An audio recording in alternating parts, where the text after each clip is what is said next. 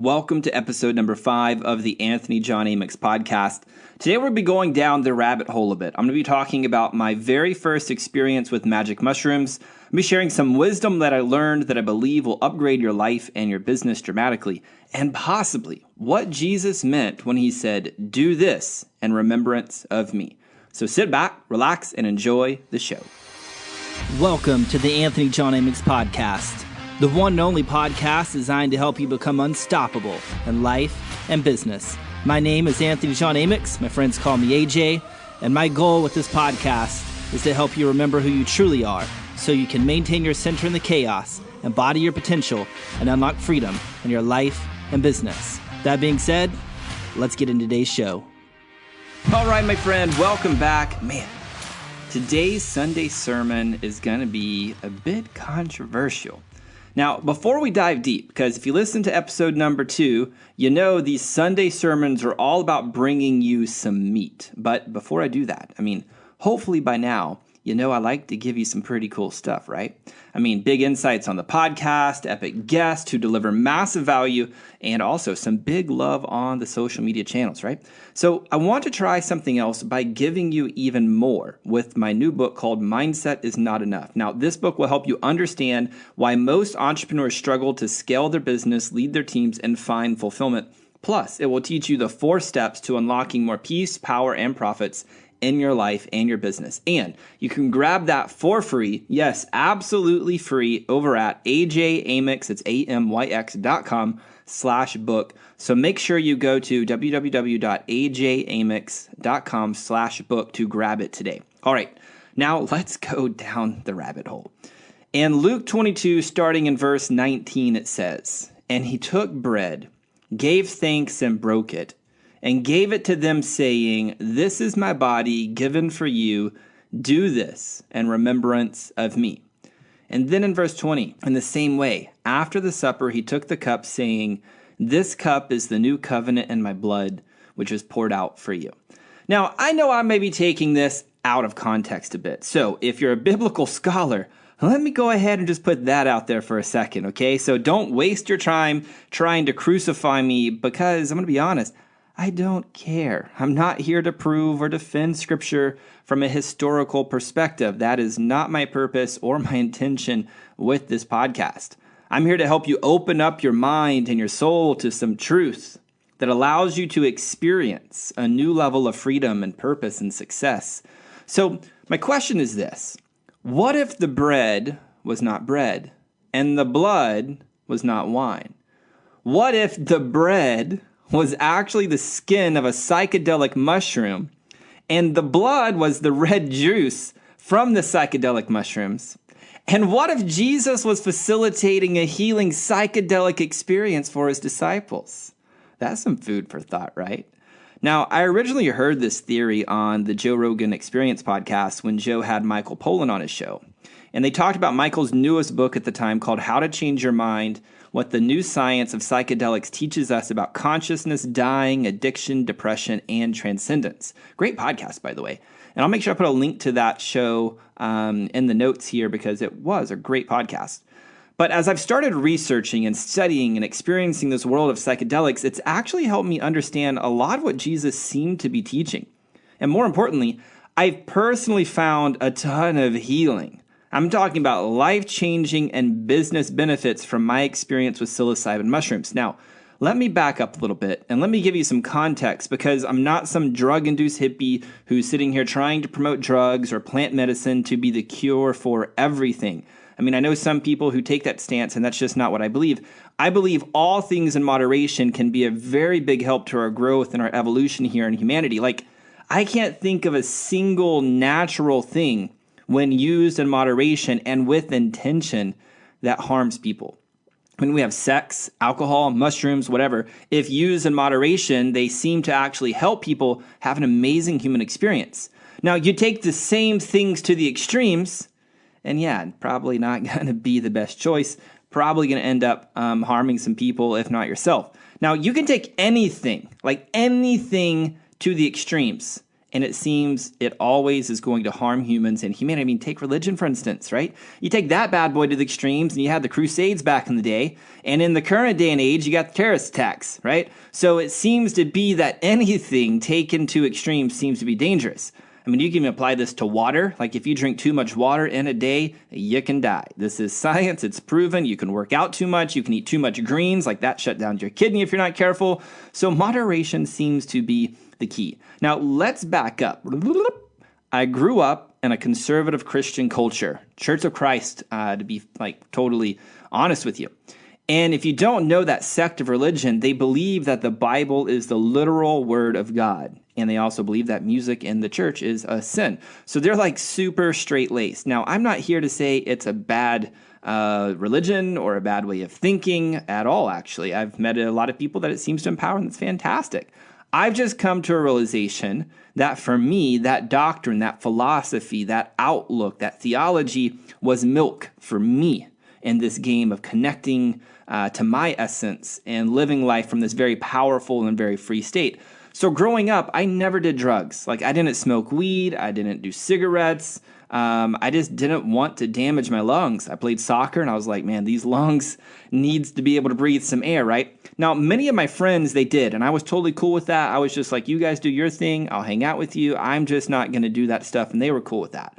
So if you would have asked me like 2 years ago, if I would have ever taken a magic mushroom or any other plant-based medicine or some psychedelic drug or whatever label you want to use, I would have been like, fuck, no way, not in this lifetime. I wouldn't have done it. Now, let's fast forward to November 14th of 2018. This was the day my daughter Zyra was born. You know, and I wish I could sit here and tell you some story about how incredible and how beautiful it was, but the truth is it wasn't, because it was one of the most darkest, most traumatic events of my life up to this point.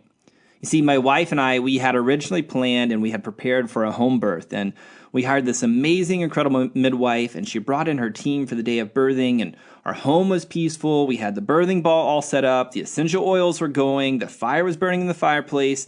We had spent like the past 90 days or so going through this program called Hypno Babies. We had read the literature together. We had done the meditations. We had read the books. I mean, we had put in the work. I mean, my wife was prepared, I was prepared, and I was 100% committed to be present and supportive of Sarah for the entire birthing experience. So when my wife Sarah went into labor at like 1 a.m. on November 13th, I was like, showtime, baby, we got this. I kept calm, I laid in bed with her, and I was like telling her, I was like, hey, let's start a breathing patterns. And we just started breathing and we set the pace. And then I texted Jamie, our midwife, at 6 a.m. that morning to let her know that Sarah was in early labor, because we're sitting there counting the time between contractions. And so like we kind of knew like what stage we're at. And Jamie was like, cool, no worries. I'll be there mid-morning for the birth.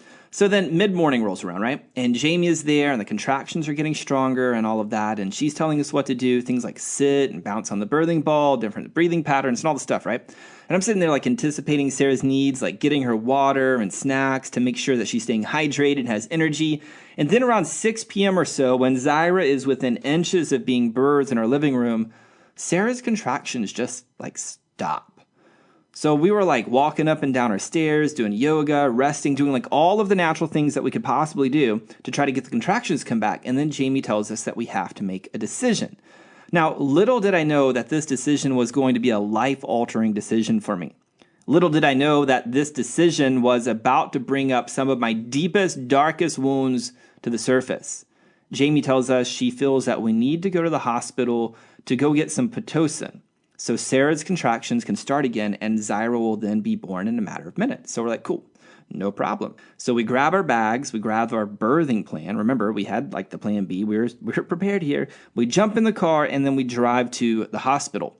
Now, thankfully, it wasn't that far away. It was like 20 minutes away. Just hopped in the Volvo, and boom, got there. And so when we got to the hospital, they gave us a room. And then we tell them why we're there, and we give them our birthing plan that I had printed off. And I just want to make sure that we're all on the same page, right? I wanted to keep the lights dim. I wanted to have delayed cord clamping. I wanted to ensure Sarah gets as much initial skin-to-skin contact with the baby as soon as was delivered. And so the hospital staff, they read our plan, right? And they're like, okay. So I thought this meant that we're all on the same page. Well, then they tell us before they can give Sarah some Pitocin that their process, their procedure, right, is they have to monitor the baby's heart rate for 20 consecutive minutes, right? It can't be broken. 20 consecutive minutes before they can make a decision to administer the Pitocin.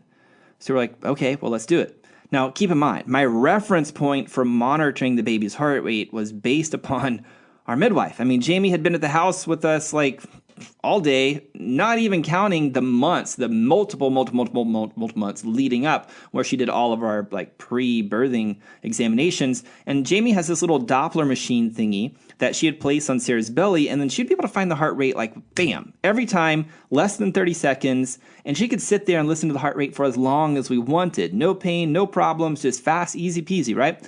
But we weren't in our homes anymore. And even though Jamie was with us, she's sitting over there in the corner of the hospital room with us, we were in the hospital worlds now. So the first thing they do is put a catheter in for Sarah, which turned out to be a really good thing because they drained out like a full bag of urine. And it seemed like Sarah hadn't been able to urinate all day, even though she thought she was. And so once the urine was drained, it seemed like the contractions come back, but that happened later.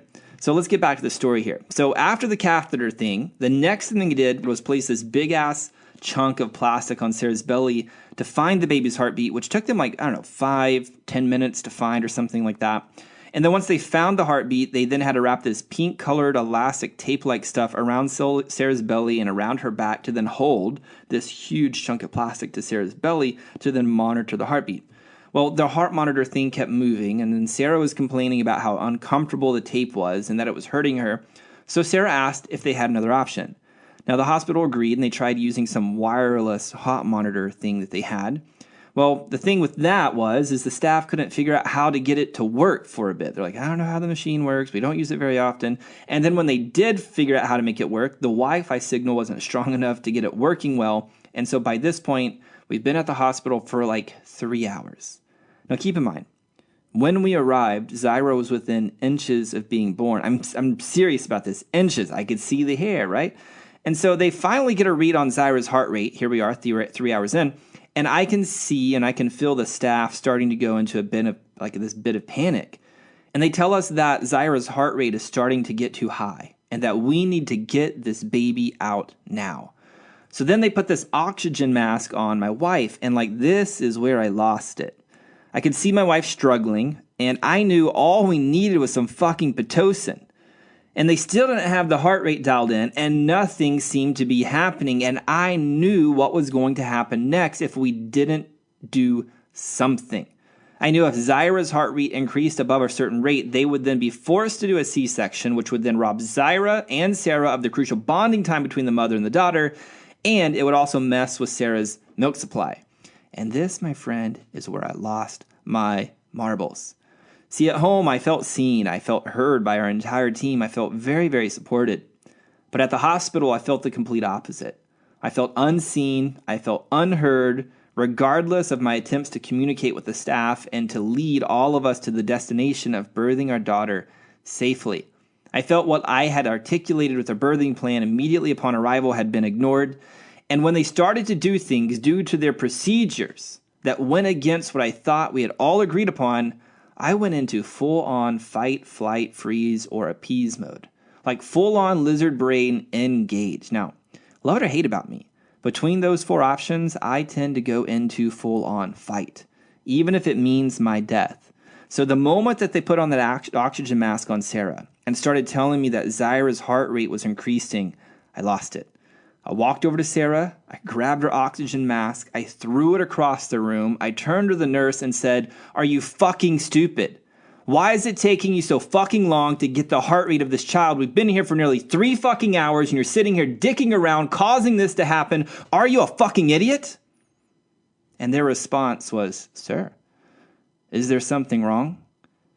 And I sat here and continued to berate them with my anger like a little child throwing a temper tantrum. And in my mind at that time, I only saw 2 options. Number 1 was to punch someone in the face and force them to listen to me and then be escorted to jail. Option number 2 was to sit down and give up because I didn't want to hurt anyone. And in that highly emotional moment, I chose option number 2 and I became apathetic.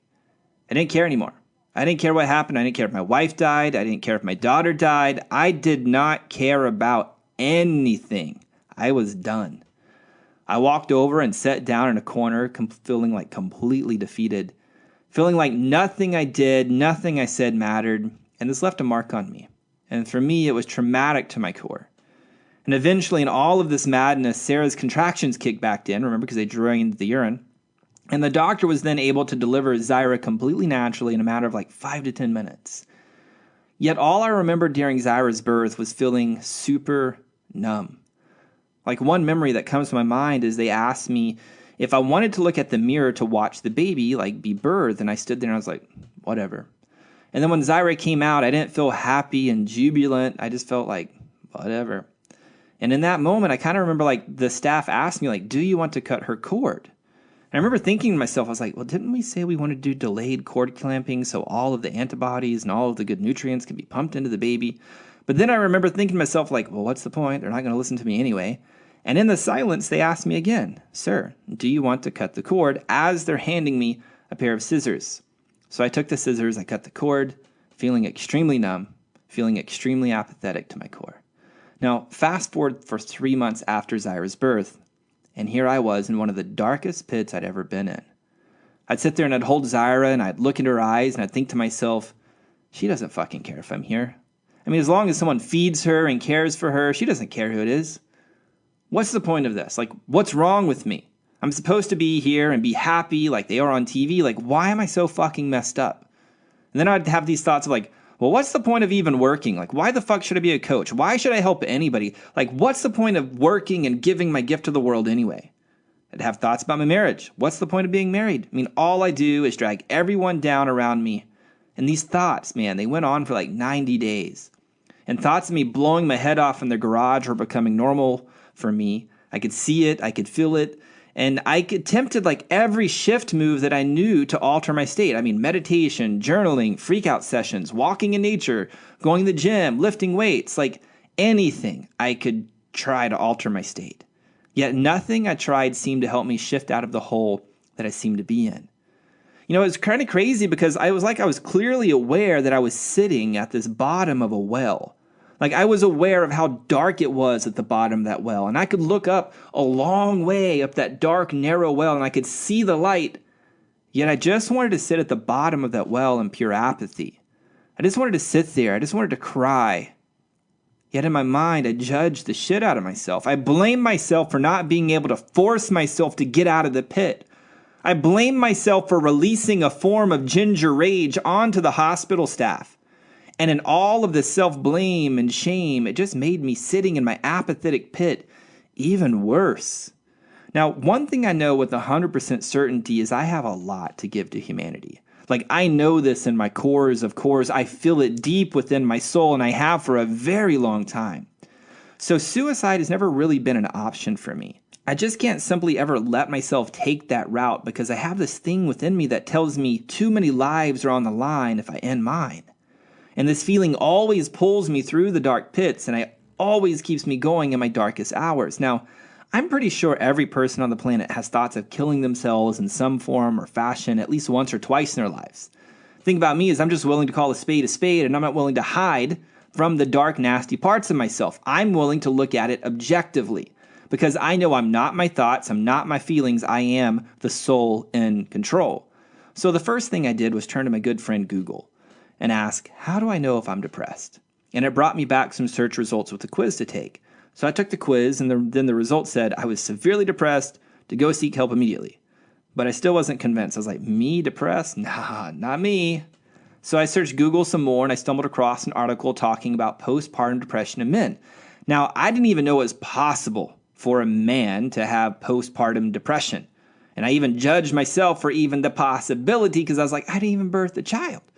But according to the article, 1 in 10 men suffer from postpartum depression. But I still wasn't convinced. So I called my mom. I knew she'd been battling depression for her entire life, and I asked her, I was like, hey, Mom, how do I know if I'm depressed? And by the end of our conversation, I decided I need to get some help. So I picked up my iPhone, and I sent our midwife, Jamie, a text. I was like, yo, Jamie, I think I'm depressed. Maybe it's postpartum shit. I don't know. Do you know anybody that could help me? And Jamie then gave me a list of like 3 therapists that she thought could help. So I then researched them, and I felt like 2 of them couldn't handle me and my monster truck-like nature. and I felt like one may have a chance, and her name was Bean a Bird. Pretty awesome name, right? So I reached out to her and I booked a session. And by the end of the first session, come to find out, I became a statistic. I was one of the 1 in 10 men who suffer from postpartum depression. So why am I sharing this so vulnerably with you? Well, first, to set up the background that led me to my magic mushroom experience. Second, to let you know that if you feel the ups and downs of life, you're not broken, you're not messed up, you're human. And the third reason is perception is power. Because with perception, you have agency, and with agency, you have the ability to choose new thoughts and actions. And the new thoughts and the new actions can help you create new realities. So when I first met with my therapist, I told her exactly where I was. Like, I didn't pull any punches. I'm just like, here's where I fucking am. I told her about my feelings of the well, what it looked like, and Bina recommended that I do 8 weeks of EMDR therapy.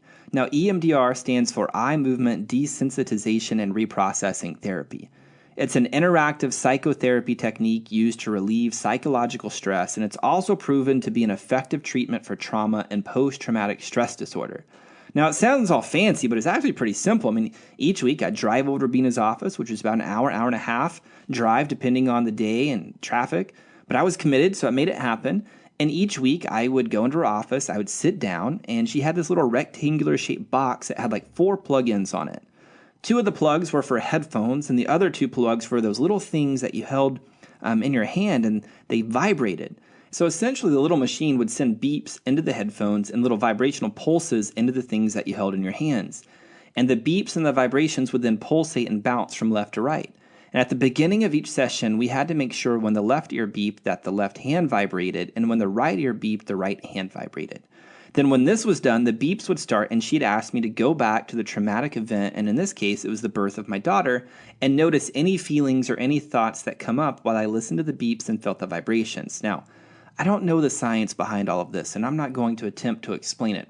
All I know is somehow the beeps and the vibrations start to allow you to get to the root and shift your perceptions and heal from the trauma.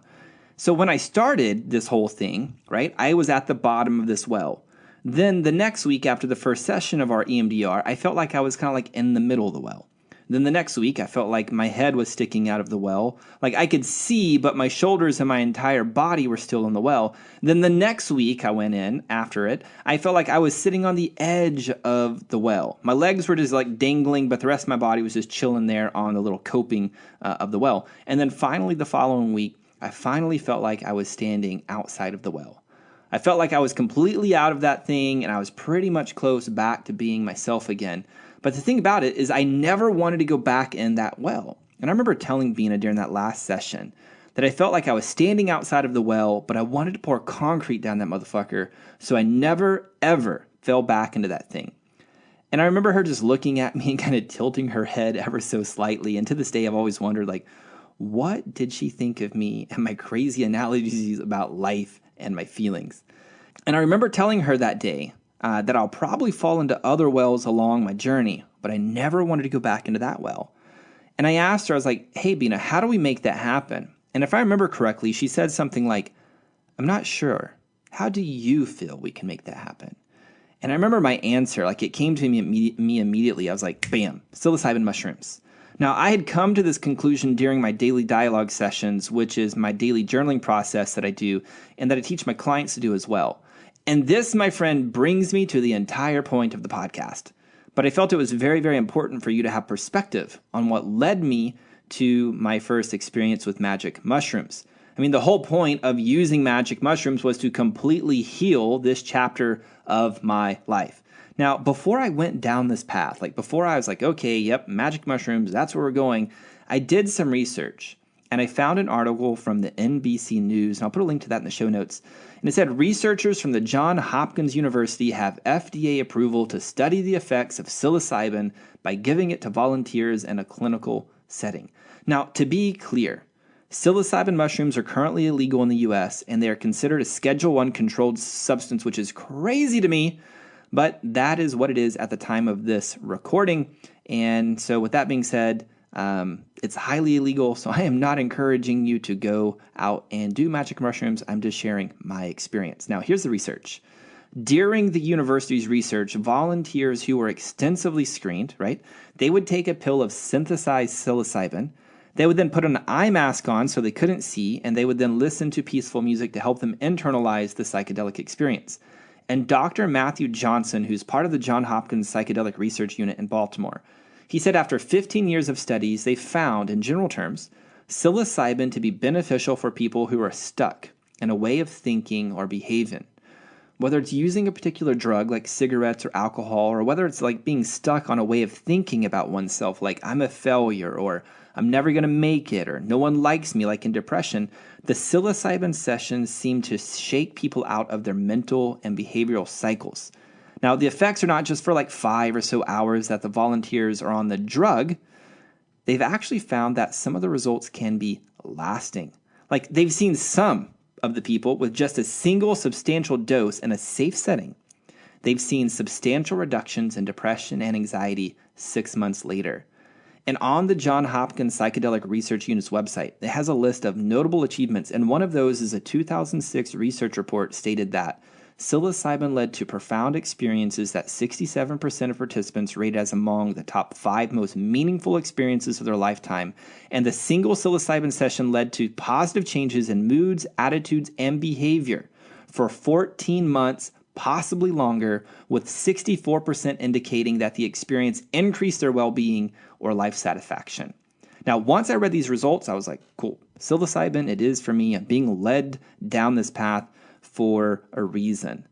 Then I thought to myself, like, where do I even get that stuff? Remember, I grew up in a super conservative Christian culture. Like, I'd never bought drugs. I'd never did them, so I didn't know where to find them. Thankfully, in my daily dialogue sessions, I was told who to ask, and I was even told how much to take and where. I was told to take 5 grams, which come to find out is what many psychedelic experts like Terrence McKenna call a heroic dose, and I was told to go rent an Airbnb where there are no hills and no distractions. So I told my wife, and she found this amazing Airbnb in Weatherford, Texas, and it was this beautiful little place on like 600 plus acres of dairy farm, and it had this great little hill right next to the home that I could hike up and overlook all of the land. It was like perfect. So we booked it for a weekend in April. We left Dallas on a Friday afternoon and got to Weatherford around 4 p.m. And when we got there, we scoped out the place, and I hiked up the hill next to the house, check it out, And once we got there, I was like, man, this is going to be perfect. Now, I knew I didn't want to start my journey until close to sunset, so I walked back down the hill to hang out with my wife and daughter until later in the evening. Then around 7 p.m. or so, I decided it was go time. So I gathered up everything I needed for my journey: a sleeping bag, a water bottle full of water, a Bluetooth speaker, a journal, and a box of pictures from me from my childhood. For my wedding gift, for whatever reason, my dad gave me this box of pictures of myself from my childhood. Now, I thought it was super random and weird. That's a whole nother story for a different podcast. But they came in very handy for this inner child healing experience. And after I gathered up my things, I then made my ascent up to the top of the hill. And when I got to the top of the hill, I laid out my sleeping bag to lay on, and I said a quick prayer and set my intentions. I said something like, Father God, please guide me and protect me on this journey. Open my eyes to see as you see. Open my ears to hear as you hear. Open my heart to feel as you feel. Please guide me to healing what needs to be healed and let go of what needs to be let go of. Please guide me to being the best husband, the best father, and the best person I can be. And then I got out my mushroom capsules, all 5 grams of them. I think there was 25 capsules. And I held them on my hand, and I asked them to do the same. And then I took all of them. Then I started this breathing meditation. I set it to play through my Bluetooth speaker. And within about 25 or 30 minutes into that meditation, I had this feeling come through me that said, turn off the speaker, lay down, close your eyes. So I did. And within the next 5 or 10 minutes, I felt like my spirit started to drift upwards. It was like I was drifting throughout time, a swirl of reds and yellows and blues. They torqued and they turned, drifting, flying through time. I passed through ancient Chinese culture. I saw the dragons and the warriors, and then a voice spoke to me. It said, do you want your ego to die? And I was like, sure. If that's what you wish, I surrender to you. And then the voice said, okay, breathe. So breathe I did. Deep inhale in, deep exhale out, and further I drifted. Now, before this moment, I had been experiencing sciatic pain for the very first time in my life because I hurt my back doing a 265-pound deadlift that week. And it served me in that moment because it was the only thing serving as an anchor as my spirit continued to drift up and up and up. It was like on one hand, I was completely out of my body, drifting into a place I can only describe as complete and utter bliss, to a place where time doesn't exist and all things exist at the same time. Yet I could feel this tightness of my left hip serving as an anchor, keeping my body in the here and now. But I chose to focus my attention on that place of utter bliss. I chose to surrender to it, and before I knew it, a magenta void surrounded me. It was kind of like this blob of semi-solid liquid, kind of like that slime, made with liquid starch, you know what I'm talking about? But in that place, I felt like home. It felt familiar. I felt like I was surrounded by old friends. It was like I had known these friends for eons, yet nothing but the semi-solid magenta-colored blob existed. It's kind of strange. It was like I was there, but at the same time, I wasn't there. And in this place, I watched the semi-solid magenta, like liquid form, expressing itself into forms. It expressed itself as my good friend and best-selling author, Jonathan Heston. It stayed the semi-solid blob, but part of it expressed as him, so I could see that regardless of it expressing as Jonathan, the blob was still the blob. Then in the blink of an eye, the expression that was Jonathan returned back to the blob. Then the part of the blob expressed itself as my good friend and mentor, Christopher John Stubbs. And as it did with Jonathan in the blink of an eye, the expression returned back to the blob, and then it did the same thing with my father. And as soon as I saw this, I realized a simple truth. At our cores, we're all the same. We're all God, Spirit, Universe, Atman, Brahman, Consciousness, like whatever name you want to call it, I'll call it God. Me, Jonathan, Christopher, my dad, you, us, everyone. At the root, we are the exact same thing. We are God. Yet we are exactly what we are as well, and this is the paradox. Jonathan Heston is Jonathan Heston, yet he is also God. Christopher John Stubbs is Christopher John Stubbs, yet he is also God. My dad is my dad, yet he is also God. I am Anthony John Amix, yet I am also God. And the same is true for you. We're all on this planet for God to have a unique experience as us, as you. And I also remember seeing Jesus expressed in that blob as well, just as it expresses Jonathan and Christopher. And in that moment, the voice said, I sent Jesus to help them remember who they are as well. And I remember laughing my ass off to the point where tears were just strolling down and streaming down my face because I was like, oh shit, they forgot. They think they have to worship him, but he came here to help them remember who they are, and they're missing the entire point of what he's trying to tell them. He came to help us see how to truly love and embody our purpose. And for some reason, I just laughed and I laughed and I laughed at this. And in that moment, I realized, holy shit, we can be anything we want to be. And it was about this time during my journey, I was like, so we can be anything we want to be? And the voice was like, yeah. And I was like, I'm a chipmunk. And I remember laying there with my eyes closed, acting like this chipmunk. And now about this time, unknown to me, my wife is walking up the hill to check on me because she said I had been gone for hours up to that point. Now, I never heard her come there. I didn't even know it had been hours. It seemed like it was minutes. And she told me the next day that she was worried. She's sitting in the house and she's like, man, what if I go up the hill and what if he's having this intense experience and he's sitting there crying? What am I going to do? Because I'll be the first to tell you, my wife doesn't know what to do when people are crying. People cry and she's she freezes. She knows what to do. But when she walked up the hill, thankfully, she then sees me laying down on my sleeping bag with my eyes closed, laughing hysterically, talking to somebody out loud, and acting like a chipmunk, right? So she decided I was okay and quietly went back down inside. Now let's get back to the journey experience. After the Jesus part of the journey, I experienced a sense of prosperity while I was in the magenta blob. I realized all money exists now. It's always there for the taking. It's just a simple remembering that we're God. And if we can create from that place, if we can tap into the eternal flow of money, it's kind of hard to explain. It's all of the money already is, and there's plenty for everyone. But with our limited thoughts and our struggling and our striving, we keep ourselves from having as much of it as we want. But if we can remember that we're God, and we allow that source to then flow through us, through our unique gift into the world, fully embodying our purpose, then the money is always there to support any experience that we wish to create. Then after that experience, I realized there are no wells. It was something clicked in my mind. I could feel it in my core of cores, and I even said it out loud. There's no wells. It was this big aha moment. Then I asked a question. I was like, but won't there be other wells? And the voice answered immediately, no, there are no wells. There was only a well there because you placed it there. And in that moment, I got it. My limited thinking created the well.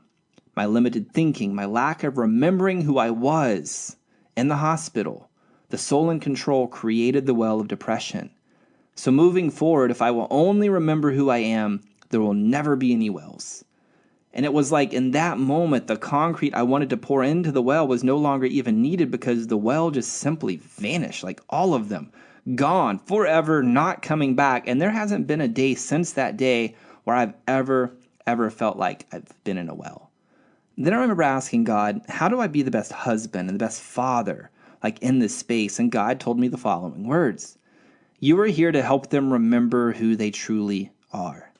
If they can remember who they truly are, then they can create whatever it is they want to experience here on this planet as a human. Help them remember. And in that moment, I felt like I was given my purpose, and I opened my eyes, and I felt like I needed to go down to the house and tell Sarah. And by this time, the sun was starting to set, and it was starting to get dark outside. So I opened my eyes, and I looked at my arms, and they seemed to be glowing, and I saw these black spirals that were glowing on my arms, and I strongly felt like I needed to go tell Sarah that we must remember who we are. So I decided I need to put on my flip-flops and walk down the hill to the Airbnb, but then a problem arose. I could only find one flip-flop. Now, I could have sworn they were right beside one another when I started my journey, and I remember thinking to myself, I was like, well, I guess it's okay. I guess I could just walk barefoot down to the house. And then I thought to myself, oh, no, don't do that. Because there are some huge grass burrs like right around us and in this grass. There's like these giant sticker things full of thorns. And there's a part of me upon this realization that said, it's okay. You're God. It's just a body. It'll heal. And then this other part of me, thankfully, was a lot more realistic. And I was like, yeah, but we love our body and we really need to take care of it. And I was like, good point. All right, let's find another flip-flop. And I swear it felt like looking for that flip-flop forever. And eventually I found it. It was right beside me the whole time. I just couldn't see it for some reason. So then I put on my flip-flops, gathered all of my stuff, even the box of pictures that I haven't even looked at yet. And when I stood up, I felt like I was Moses from the biblical stories, like coming down the mountain with the tablets. I felt like this box of pictures that I had under my arm from my childhood were like the tablets, right? And I was Moses bringing the good news to the people. And so when I got inside, I looked at Sarah and I said, babe, we must remember who we are, because if we can remember who we are, which is God, then we can create from that place and everything will be okay and everyone will be able to embody their purpose and create the version of the ultimate human experience. And Sarah, so gracious and so kind, she just looked at me and smiled and said, okay, love. And then she went off to give Syra a bath, and I laid down by the fire in my sleeping bag, and I continued to process things. Now, it's strange looking back on this experience because there's moments of like this full, vivid color and asking questions and knowing answers, and then there's like other times of just like pure dark nothingness. I get like a void, I guess, that seemed to occur for hours. And during this void in the house, in my sleeping bag, I remember like waking up and asking myself, like, don't I need to look at those pictures and cry to heal my inner child? And the voice said, if you want to know, you must take more. And I was like, more?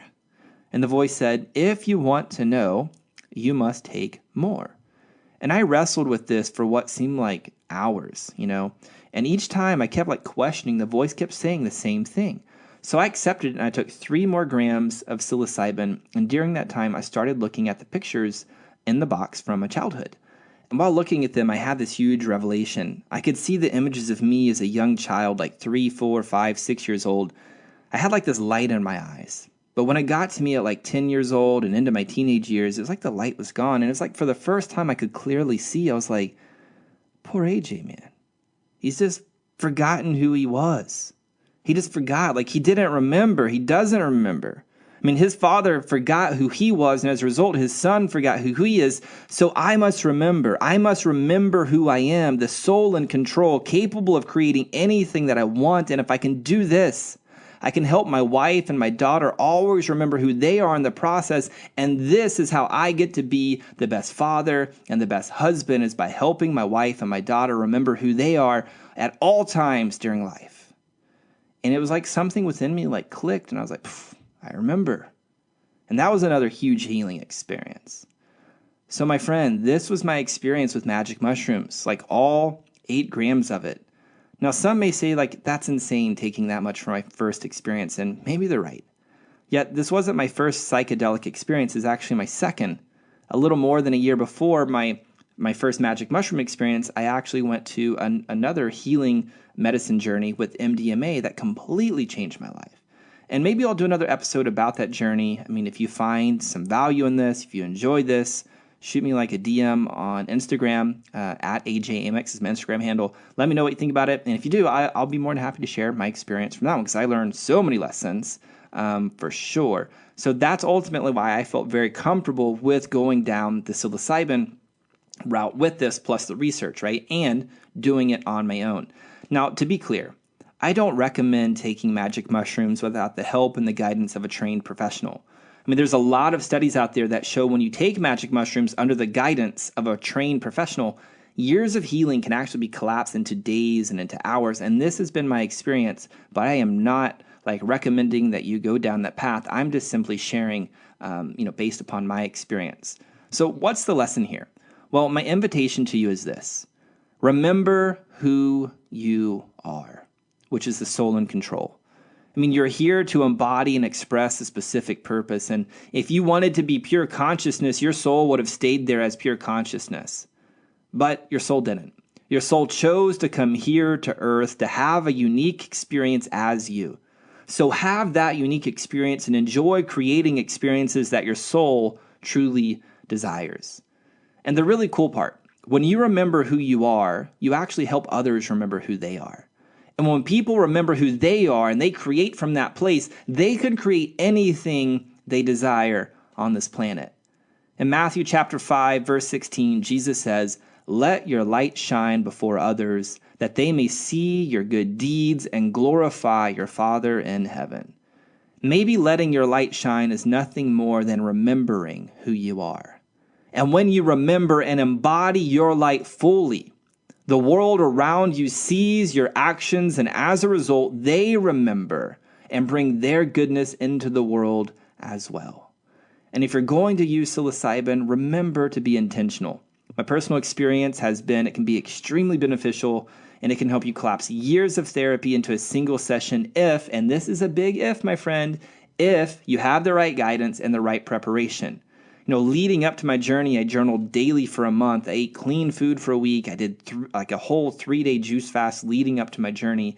And I believe all of this work and all of the intention really sets the stage for massive healing and insights. Now, again, I'm not here to tell you that you must or that you should take magic mushrooms. I'm just sharing what has helped me and what put an end to my postpartum depression, and that brought like massive healing into my life.